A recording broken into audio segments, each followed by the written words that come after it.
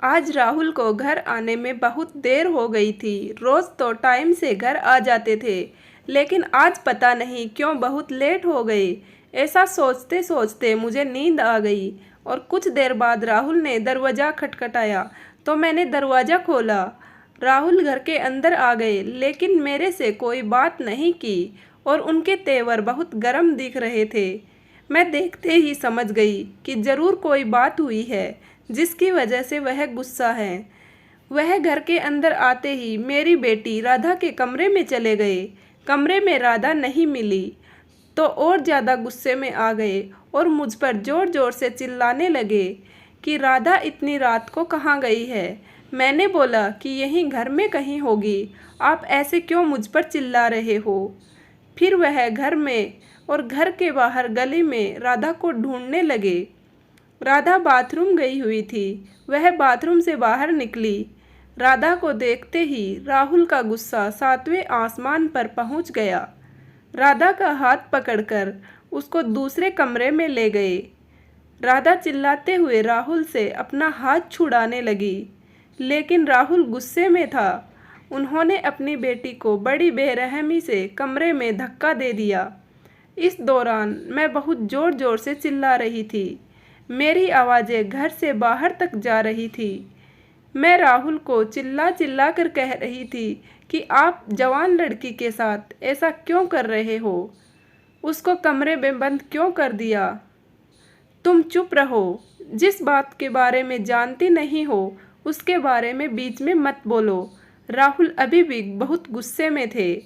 खबरदार, जो तूने इसको आज के बाद घर से बाहर निकलने दिया तो मेरी इजाज़त के बिना ये इस कमरे से बाहर नहीं निकलेगी।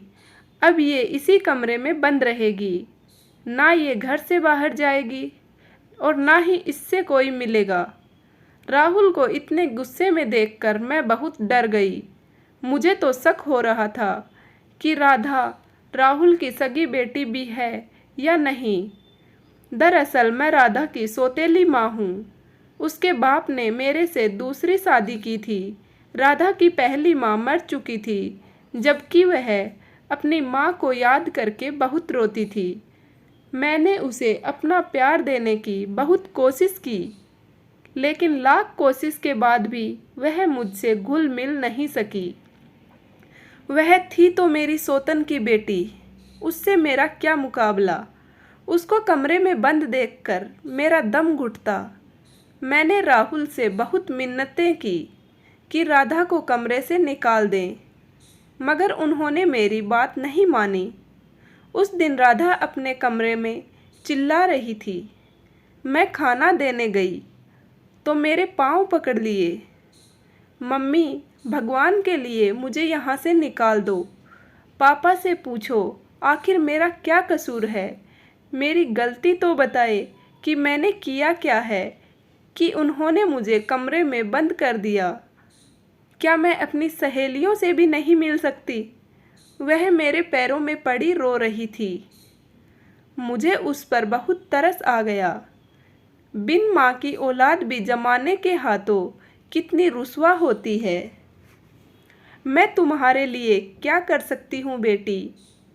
तुम जानती हो ना राहुल का गुस्सा कितना जालिम है। अगर मैंने तुम्हें यहाँ से निकालने की कोशिश भी की तो वह मुझे नहीं छोड़ेगा। मैं कमरे में बंद राधा से बातें कर रही थी कि अचानक से फ़ोन की घंटी बजी। मैं फ़ोन की तरफ आ गई और दरवाज़ा खुला रह गया था। राधा कमरे से बाहर निकल गई होगी।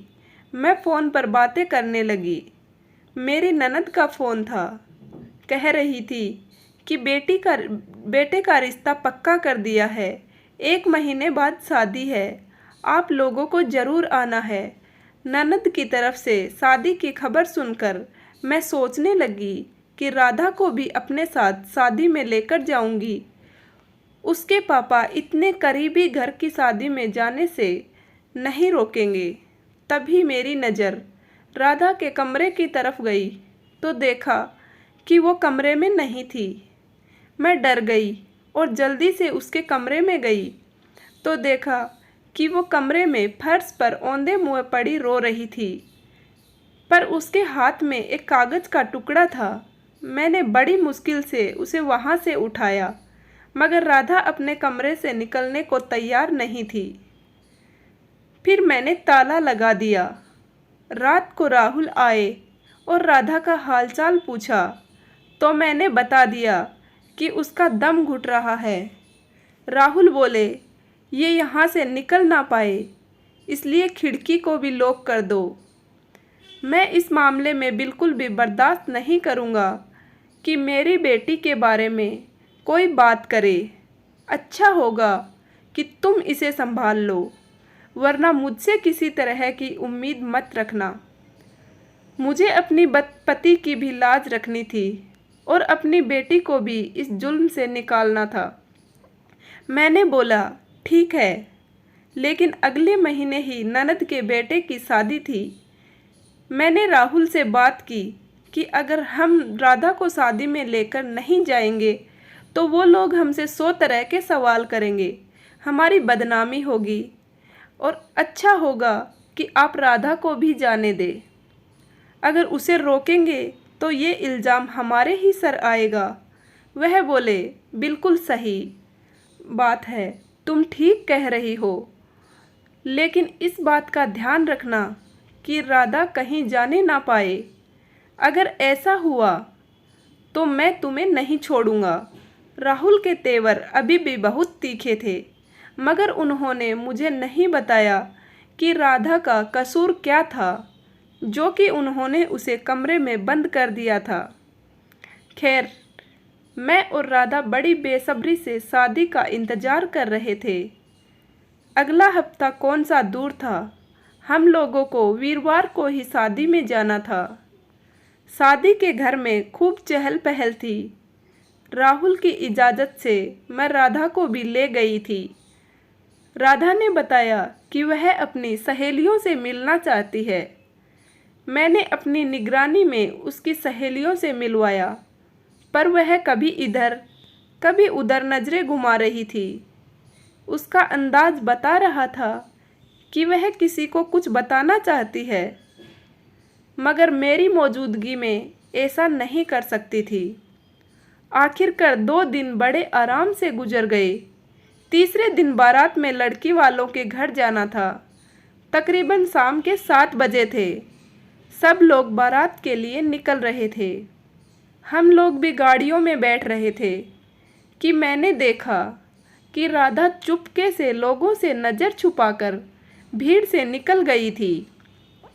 ऐसे में अगर राधा को बुलाती या फिर उससे पीछे से जाती या उसे मना करती तो वह उल्टा मेरे ऊपर ही बिगड़ जाती और मेरे लिए ही मुश्किल पैदा हो जाती। तब मैं भी चुपके से भीड़ से निकल गई। मेरी नज़र अब मेरी बेटी राधा पर थी। वह सड़क के उस पार चली गई। रात के अंधेरे में वह न जाने किससे मिलने गई थी, मगर मुझे समझ में आ रहा था कि यह प्यार मोहब्बत का किस्सा नहीं था। इतना तो मैं ज़रूर जानती थी, क्योंकि जिस हिसाब से वह परेशान होती थी तो लगता था कि वह किसी से बहुत डर रही थी या मुझसे कोई बात छुपा रही थी। खैर, मैं राधा के पीछे पीछे चली गई। उसने सड़क पार की और दाएं बाएं देखकर आगे बढ़ने लगी। मैं भी देखना चाहती थी कि आखिर राधा चाहती क्या है। थोड़ा आगे चलकर एक फ़ोन बूथ पर गई, किसी को फ़ोन किया और फिर फ़ोन बूथ से बाहर आकर किसी का इंतज़ार करने लगी। थोड़ी देर बाद एक बड़ी सी काले रंग की गाड़ी राधा के पास आकर रुकी। राधा उसमें बैठ गई। तब मुझे एहसास हुआ कि मैंने बहुत देर कर दी। मैं गाड़ी के पीछे भागते भागते आवाज़ें दी, पर उसने कोई ध्यान नहीं दिया। अब मैं बहुत ज़्यादा डर गई थी कि राहुल को क्या जवाब दूंगी। तभी एक टैक्सी वहाँ से जा रही थी। मैंने टैक्सी को रोका और उस गाड़ी का पीछा करने को कहा। टैक्सी वाले ने वैसा ही किया। सामने वाली गाड़ी चलती जा रही थी। यहाँ तक कि गाड़ी चलते चलते उस इलाके में आ गई जहाँ शरीफ लोग नहीं जाते।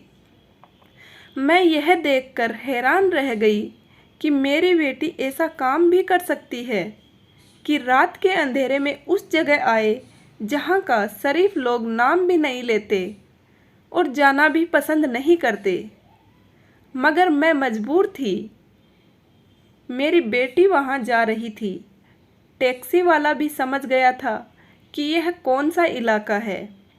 आसपास से आती गाने की आवाज़ और शराब की स्मेल, दरवाजे खिड़कियों पर हसीनाओं की महफिल लगी हुई थी। यह सब देखकर साफ अंदाज़ा लगाया जा सकता था कि इलाका कौन सा है। टैक्सी वाला कुछ कहना चाह रहा था।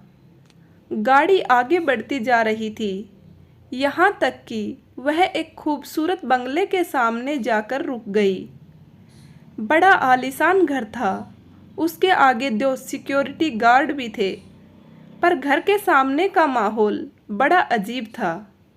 मैंने टैक्सी ड्राइवर से कहा कि मुझे थोड़ा आगे उतार दो, तो कहने लगा, दीदी, ये मोहल्ला आपके लिए सेफ नहीं है।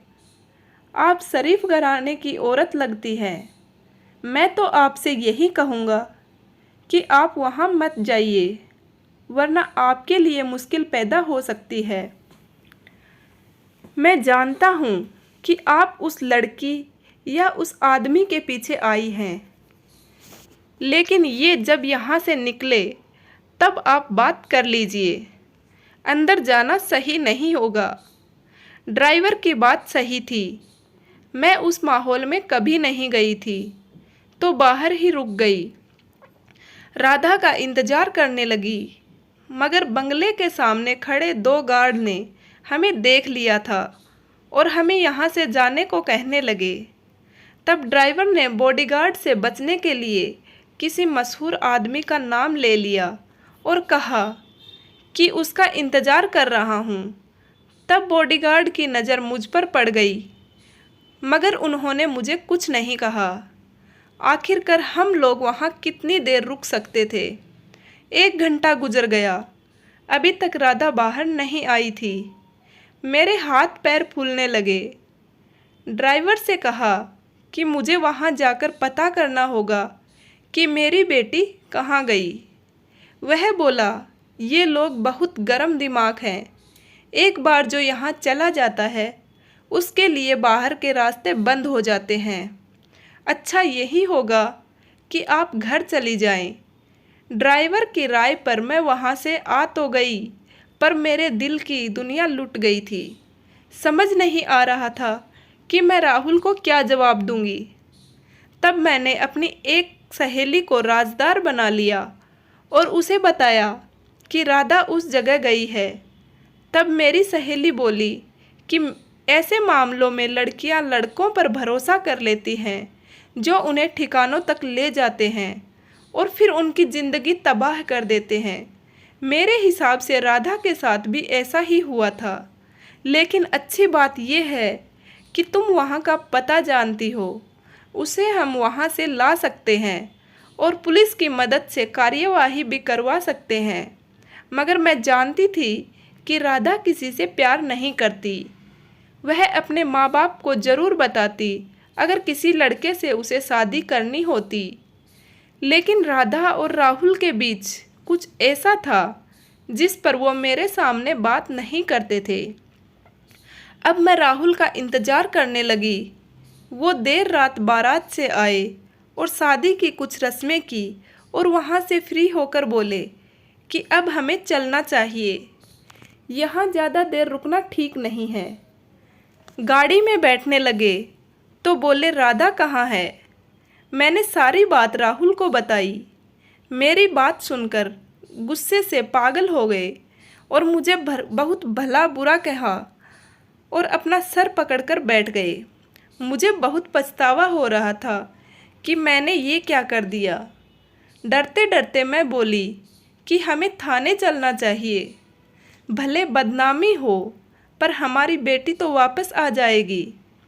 राहुल बोले, ये सही नहीं है। पहले खुद मैं वहाँ जाऊँगा। लेकिन राहुल को उस जगह का पता नहीं था जहाँ मैं गई थी।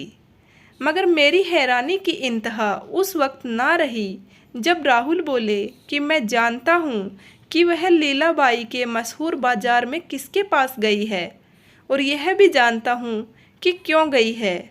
उन्होंने मुझे घर छोड़ा और खुद राधा को लेने चले गए। मैं उनकी कही हुई बातों पर गौर करने लगी कि लीलाबाई के कोठे में ऐसा क्या है कि बेटी भी वहीं जा बैठी और बाप को उसके ठिकाने का पता है। दिल में कई बार ख्याल आया कि शायद राधा राहुल की सगी बेटी ना हो। देर रात राहुल राधा को लेकर आ गए और उनके साथ एक अधेड़ उम्र की औरत भी खड़ी थी जो कि 40 साल के लगभग लग रही थी, मगर उसके चेहरे पर बहुत झुर्रियाँ थीं। वह बहुत उदास और बीमार दिख रही थी। कुछ ना समझते हुए मैंने उन लोगों को अंदर बैठाया। राहुल अपने कमरे में चले गए और वह औरत राधा का हाथ पकड़े दूसरे कमरे में चली गई। मैं उन दोनों की बातें सुनने उनके पीछे पीछे गई तो दोनों एक दूसरे से लिपट कर रो रही थी। लग रहा था कि दोनों एक दूसरे को काफ़ी समय से जानती हो। फिर मैं राहुल के पास कमरे में गई तो वो मुझसे बिल्कुल भी बातचीत नहीं कर रहे थे और मुझसे नाराज़ थे, और फिर वो सो गए। सुबह उठे तो नाश्ता करे बिना ही ऑफिस चले गए, जबकि राधा आकर नाश्ता बनाने लगी और किसी वजह से जल्दी में लग रही थी। बोली, मुझे अभी नाश्ता बनाना है, ज़रा जल्दी से हाथ बंटवा दीजिए, उनकी हालत सही नहीं है। मैं बोली, किनकी हालत सही नहीं है?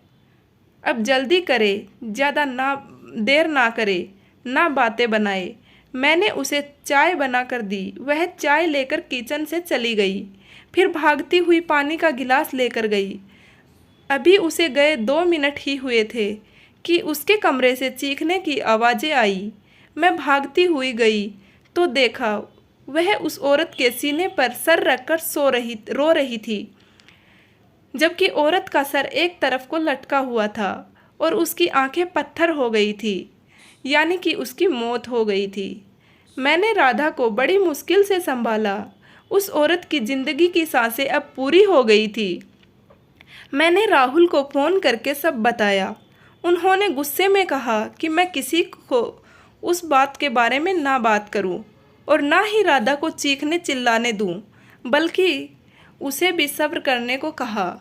मुझे हैरानी हुई कि राहुल उस औरत की मौत सुनकर भी नॉर्मल है। मैंने राधा को नॉर्मल रहने को कहा। थोड़ी देर बाद राहुल आ गए। उसके साथ 2-3 लोग भी थे। उन्होंने उस औरत को उठाया और राहुल अपनी गाड़ी में डालकर कहीं ले गए। राहुल ने राधा को उस कमरे में फिर से बंद कर दिया। मुझे राधा पर बहुत तरस आ रहा था। लगता था कि उस औरत से राधा का बहुत गहरा रिश्ता था। मेरा भी दिल अजीब सा हो रहा था। मेरी हालत भी उसे देख देख कर बहुत बुरी हो गई थी, क्योंकि यह दोनों ही मुझसे अपनी बातें छुपा रहे थे। 3 दिन से घर में अजीब सी उदासी छाई हुई थी।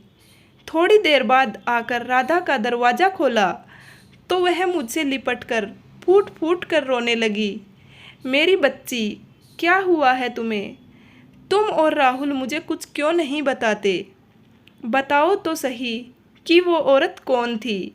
तब राधा ने मुझे रो रो कर बताया कि उस औरत से मेरा गहरा रिश्ता था और वह कोई और नहीं बल्कि मेरी सगी माँ थी।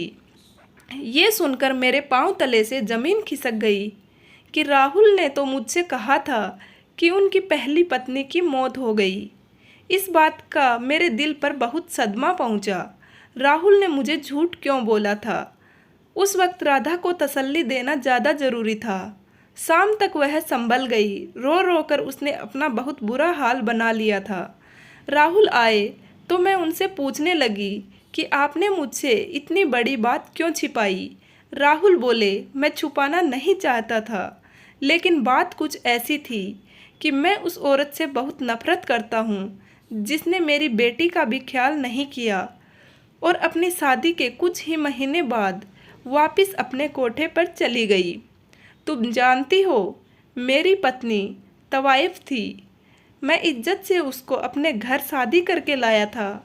मैंने उस औरत को इतनी इज्जत दी थी और मोहब्बत की कि मैंने दुनिया भर की दौलत उसके कदमों में रख दी, मगर वह अपनी इस हरकत से बाज नहीं आई। मैंने उसे इस समाज और दुनिया में रहने का मौका दिया, गंदी गालियों से बचाया, उसे पत्नी बनाया और इतनी प्यारी बेटी भी पैदा हुई, मगर वह बड़ी खराब औरत थी।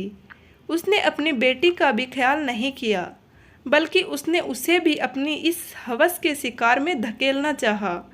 मेरी बेटी अपनी माँ को याद कर रही थी, लेकिन वह उसकी तरह नहीं बनना चाहती थी। अपनी माँ को अपने घर में लाना चाहती थी। वह हमेशा अपनी माँ की खोज लगाती। भगवान ना जाने किस नौकर ने उसे बता दिया कि उसकी माँ एक बाजारू औरत है और वह कोठे पर रहती है। मेरी बेटी उस आदमी से मिन्नतें करने लगी और उसके ज़रिए वह अपनी माँ तक पहुँच गई। भगवान की बहुत कृपा हुई कि तुमने बता दिया। जब मैं वहाँ पहुँचा तो राधा अपनी माँ से मिलकर रो रही थी। मैं उसे वहाँ से ला रहा था, लेकिन वह आने को तैयार नहीं थी, तो उस औरत को भी साथ ले आई जिसने हम दोनों बाप बेटी को बर्बाद किया था। मैं समझता हूँ कि उस औरत की यही सज़ा थी। भगवान ना जाने वह किस बीमारी की शिकार हो गई थी। एक दिन मैं ही उसकी मौत भी हो गई। अब मैं राधा के मुंह से उस औरत का नाम भी नहीं सुनना चाहता और ये जिम्मेदारी तुम्हारी है।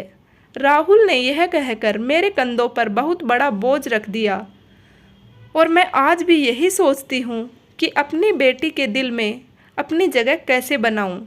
अब आप ही बताइए मुझे अपनी बेटी के लिए क्या करना चाहिए। उसके दिल में अपनी माँ की मोहब्बत थी। वह मुझे अपनी दुश्मन समझती थी, मगर मैं उसके लिए दिन रात परेशान होकर भगवान से प्रार्थना करती थी। उम्मीद करती हूँ ये कहानी आपको पसंद आई होगी। कहानी के बारे में आपकी क्या राय है कमेंट करके ज़रूर बताना। अगर कहानी पसंद आई हो तो वीडियो को लाइक करें और चैनल को सब्सक्राइब करें। पूरा वीडियो देखने के लिए आपका बहुत बहुत धन्यवाद।